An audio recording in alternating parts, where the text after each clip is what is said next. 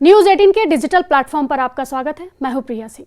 10 अक्टूबर 2025 को हमास और इजरायल के बीच सीज फायर हुआ था, लेकिन किसी को अंदाजा नहीं था कि राष्ट्रपति ट्रंप के तमाम दावों और पहल के बाद गाजा में 2 साल के बाद जो सीज फायर हुआ था उसकी इतनी जल्दी धज्जियां उड़ा दी जाएंगी। इस वक्त गाजा में हमास और इजरायल के बीच एक बार फिर से बेहद बड़े खूनी हमले होना शुरू हो गए हैं।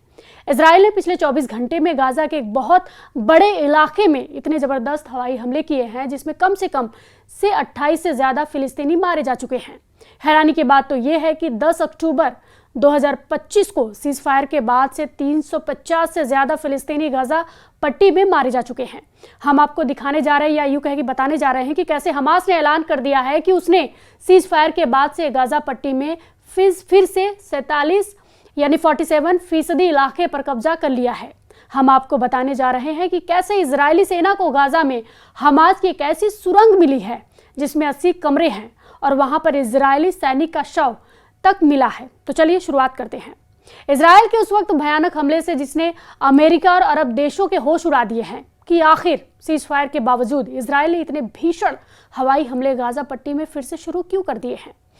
सीज फायर के बाद से गाजा की तस्वीरों में रत्ती भर का फर्क नहीं आया है।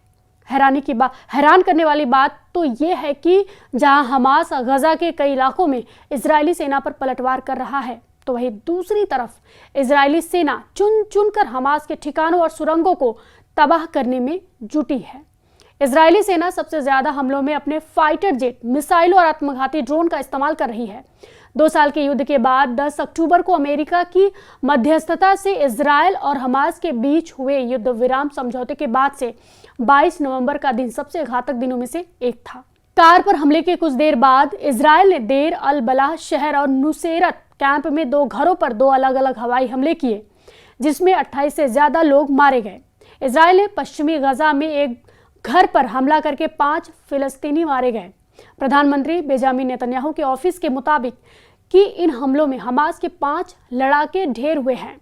इजरायल की तरफ से ये हमले ऐसे समय में हुए हैं जब गाजा को लेकर अंतर्राष्ट्रीय स्तर पर तेजी से दबाव और पहल बढ़ रही है। संयुक्त राष्ट्र सुरक्षा परिषद ने 17 नवंबर को अमेरिका के उस प्लान को मंजूरी दी है जिसका मकसद गाजा क्षेत्र में सुरक्षा सुनिश्चित करना है, साथ ही साथ वहां की एडमिनिस्ट्रेशन को भी सुधारना है। लेकिन गाजा में हालात वैसे ही हैं जैसे सीज फायर से पहले थे। तबाह गाजा की तस्वीरें साबित कर रही हैं कि पूरा गाजा एक तरह से कब्रिस्तान बन चुका है। एक एक रोटी और पानी के लिए तरसते हजारों फिलिस्तीनियों को 2 साल की जंग में एहसास हो चुका है कि अब उनका मुकद्दर अमेरिका और इजरायल के रहमो करम पर है। गाजा में 80% इमारतें तबाह हो चुकी हैं, यानी खत्म हो चुकी हैं, लेकिन उसके बावजूद हमास के तेवर जरा भी ढीले नहीं पड़े हैं।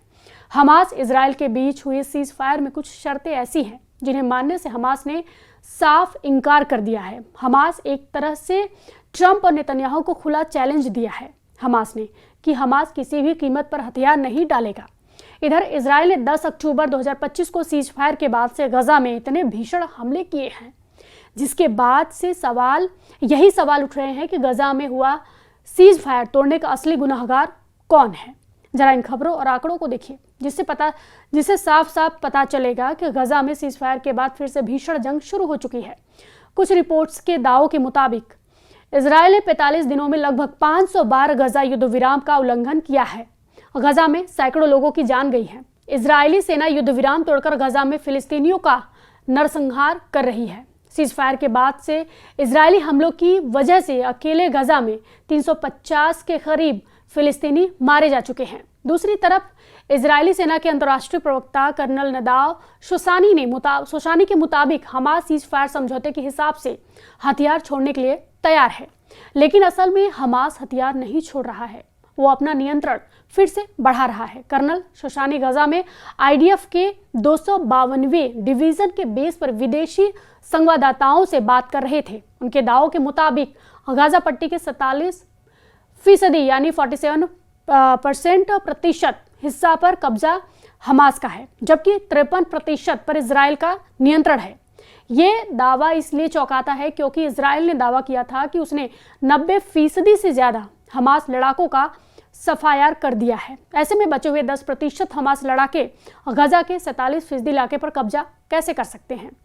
इजरायली सेना ने रफा इलाके में हमास का अब तक का सबसे बड़ा और जटिल भूमिगत टनल नेटवर्क बेनकाब किया है। हमास की ये सुरंग 7 किलोमीटर से अधिक लंबी है, जो लगभग 25 मीटर गहराई में बनाई गई है।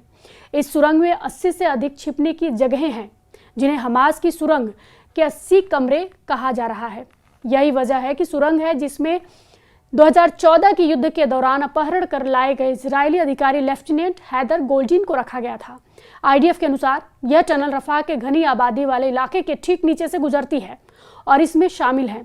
इसी सुरंग में 2014 के युद्ध के दौरान अपहरण कर लाए गए इजरायली अधिकारी लेफ्टिनेंट हैदर गोल्डीन को मार दिया गया था, जिसके अवशेष अब मिले थे। हमास के वरिष्ठ कमांडर इस टनल का इस्तेमाल हथियारों का भंडारण करने, हमलों की योजना बनाने और लंबे समय तक छिपने के लिए करते थे।